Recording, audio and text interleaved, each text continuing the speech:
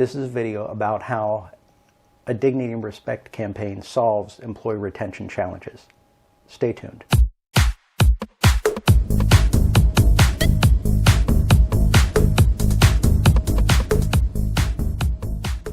If you're a business leader that manages these issues for your company, you know the numbers, you know the cost, you know the turnover, but just for context, I'll provide a little bit of information from external sources. First, SHRM, the Society for Human Resource Management, says that the average cost across all industries to replace one employee, hard cost, $4,700.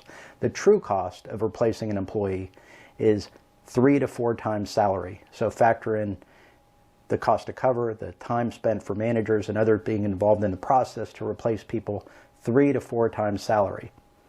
Annual turnover, again, this is the Bureau of Labor Statistics.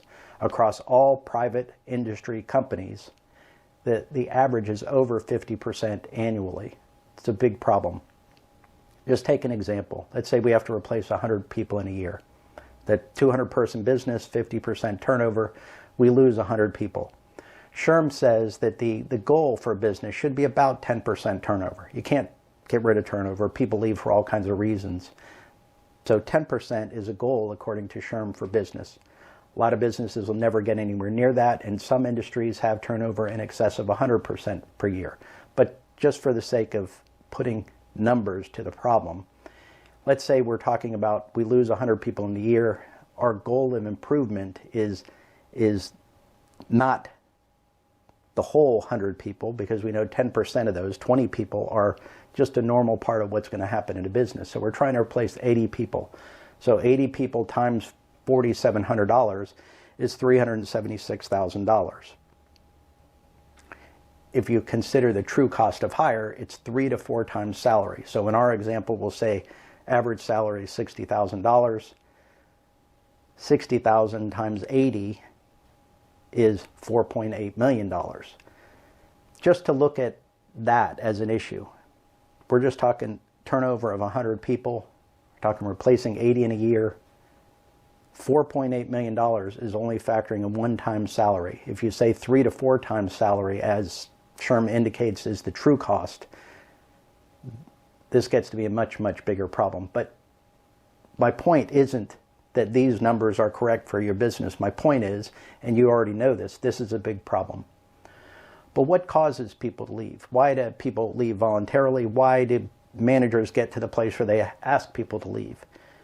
It really comes down to the same issue. What is the relationship between the business and the employee? If the employee believes this is a great place to work, their manager and the people that they work with take good care of them, they don't leave. They stay engaged. They work hard.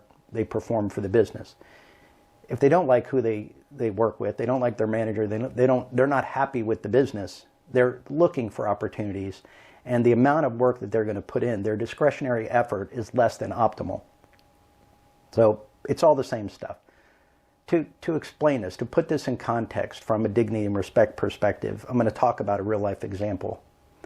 Of course, not giving locations or names to protect confidentiality. But there was a location. It's it was a city location that managed a large population from that location, probably 1,000 employees, mostly a customer sites service provider. The workshops would be divided. So we had a population of somewhere around 80 people. There were managers, supervisors that we wanted to reach. Divided those in half, 20 in the morning, 20 in the afternoon. The morning population included the general manager and people outside the business. The goal is we want everybody in a workshop to be able to talk openly. And it's not about others, it's about themselves. And you don't want to put people in a situation where their boss is there and they're talking about how they can improve. No, it just doesn't play as well. So the afternoon workshop was focused on the manager's direct reports and others that worked out of that centralized location. Morning workshop went great. Afternoon workshop starts up. And within the first 5 minutes, it became clear to me that this population believed the general manager was the problem. This is a guy that had a long history with the company. He performed well. He was well respected. Never had any personal issues with him. No direct focus complaints. So all the stuff that called us to this location to do the workshop were not directly focused on him. So it was unusual that this is how it turned. But this goes into the thing that I've found, that where there's smoke, there's something. So if there's a lot of information that you're getting, it doesn't necessarily mean that that's the true root cause. It just means something wrong. So what we found here is these folks thought the problem was the general manager. But the workshops don't focus on who's the problem. They focus on us. How can we improve this environment by doing things differently? What do we do differently today in our actions that's going to promote a better environment? That discussion had an interesting turn, because the population there, the folks that we're talking to, started to say things like, well, what I can improve is I can stop being so negative all the time. I talk to folks here and we all just kind of bubble around how bad things are and how the general manager didn't do this, that, and the other. But as I think about it, he isn't doing it. He isn't yelling at me. He isn't mistreating me. He isn't doing things that overtly hurt me, but he's just not connected. What I can do is not be so vocal about how terrible he is, because I don't think that lines up with reality so well. Interestingly, that became the real theme of that workshop, and the folks there and their commitment said that what they're going to do is try to be more proactively positive in their communications and not churn a bunch of negative discussions. But still, the core of what they said was the manager wasn't connected, and that it was driving them to feel this way. So when I left this population, it was late in the afternoon, I left there, I contacted the general manager, I said, we should talk. I think there's something that came out of the workshop that you need to understand. So when I explained to him how these folks felt, they felt that he only talked to them when he needed something. He never came out of his office except to tell them what they needed to do. He never asked how they were, how was your weekend, never had any other interaction other than, here's what I need you to get done.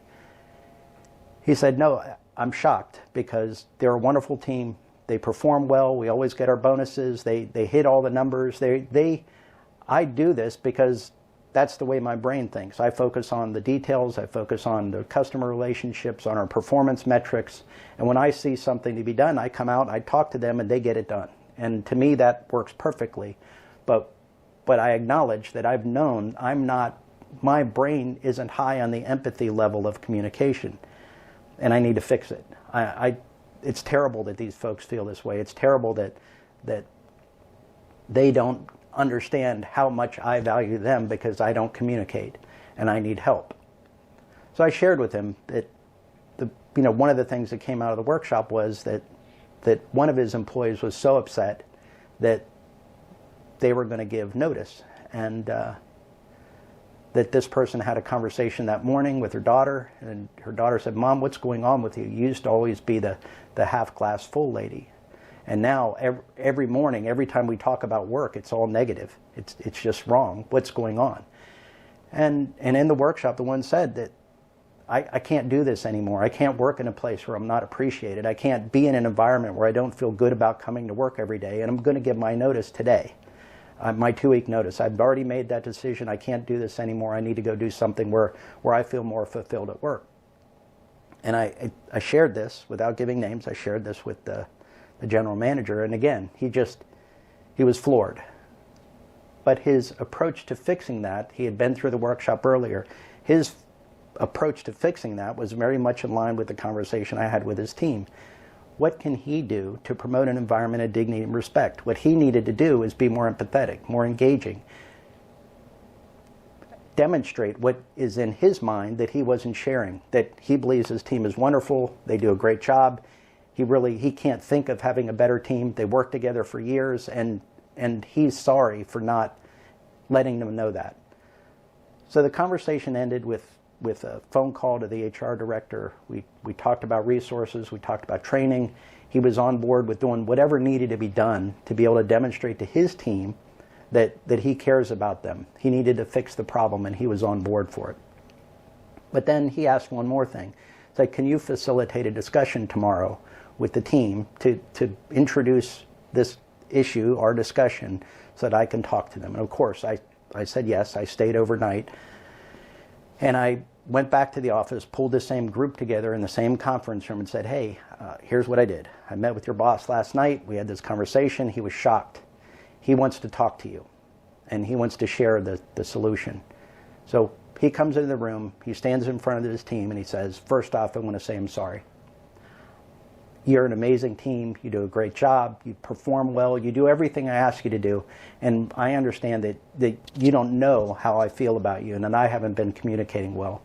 And I'm sorry for that, and I'm going to fix it. I've talked to HR. I've talked to legal. We're going to find a way to get me the help I need to learn the skills to communicate better, to do right by you. And he said, you do everything I've ever asked you for. I couldn't ask for a better team, and I'm going to fix this. And you can just feel the change in the room. This was a transformation. So in a span of a day, that group changed, not a little bit, not incrementally, but transformed.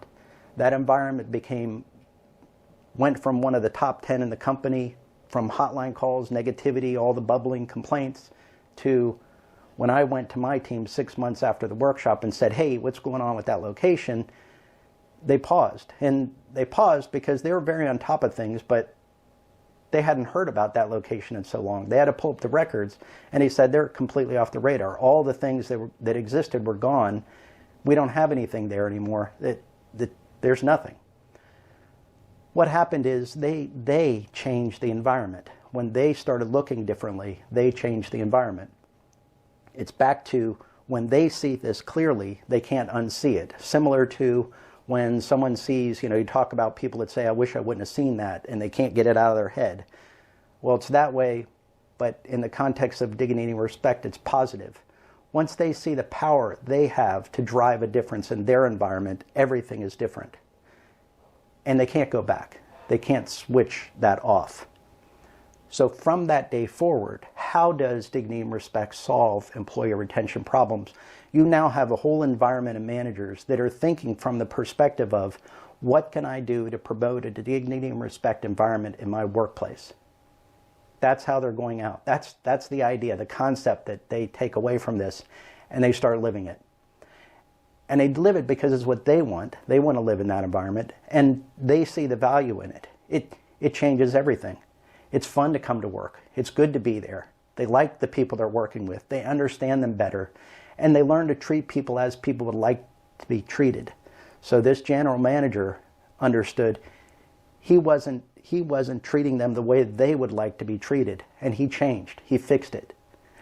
This is what happens with Dignity and Respect campaign. This is why when you get this right, when you have a whole population that's thinking this way, you don't have employee retention problems. You don't have employee engagement problems. Instead, you have teams that work closely together and drive performance. So this is a Dignity and Respect ROI video number 1. And if you think about this, our initial problem, if you saw the video, the initial problem we tried to solve was to fix when employees come to managers and supervisors would often make things worse. Well, you can see in this environment, it was an issue with the manager not handling his interactions with the employee the right way, but it was so much more. It was the whole environment became a little bit sour based on how people were interacting. But Gallup did a poll. This goes over many years. They crunched the data, and they said that employee retention is 70% driven by the boss, the relationship with the person that drives their work. So when we focused on this issue back at the beginning, it really does drive the focus of employee retention and engagement. If you think about who is the company to an employee, the company to the employee is their direct supervisor, their manager, the person that they interact with to get their work done. But dignity and respect fixes all that. It makes it a happy environment, a productive environment, and it's just one thing that dignity and respect does to improve a business. So dignity and respect ROI number 1. My name's Mike Hogsten. Upward Spiral Solutions exists to help your business. If we can help you, get a hold of me. Happy to do it. Thank you.